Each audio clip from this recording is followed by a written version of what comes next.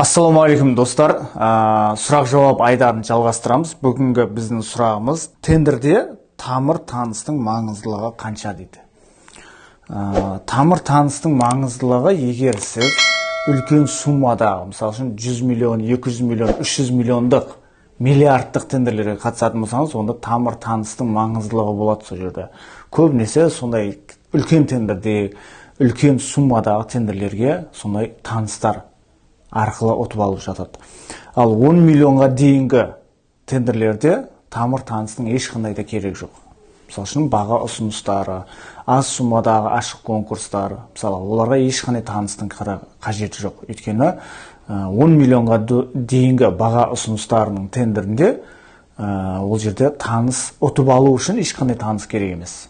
Өйткені адами ықпал жоқ та, адамның ықпалы жоқ. Ешкім ол жерде көмектесе алмайды. Сізге тендерді ұтып беру үшін сіздің ешқандай танысыңыз көмектеспейді. Ол жерде тек қана система, портал шешеді. Кім ұтып алады, кімнің бағасы төмен, соны ұтып алатын қылып, өзі есептеп, победитель қылып, өзі шығарып отырады тендерді. Түсінікті ма? Ал ашық конкурстарда да сондай, аз суммадағы ашық конкурстарда да ешқандай таныссыз ұтып алуға болады. Бірақ адами ықпал бар ол жерде. Адамның ықпалы бар. Мысалы, ол жерде комиссия болады, сол комиссия документтерді тексереді.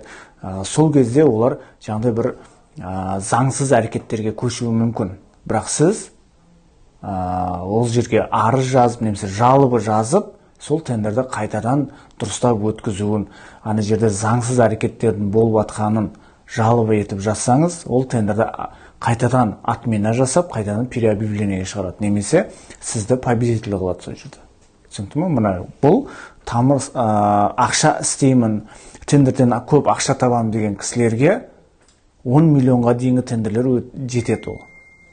Мысалы үшін, аз суммадағы қалтасында бір 500 мың, 1 миллион теңгесі бар адамдарға 10 миллионға дейінгі тендерлер ол былай жетеді. Сол үшін ешқандай да қорықпай, тамыр-таныссыз тендерді ұтып ала беріңіз. Біз телевизорден көп көретін жаңды тендерді өзінің несіне беріпті, пәленшеге беріпті дегендер, ол үлкен суммадағы миллиардтық, 500 миллиондық тендерлерде ол. Ал 10 миллионға дейінгі тендерлерде ондай әрекет болмайды.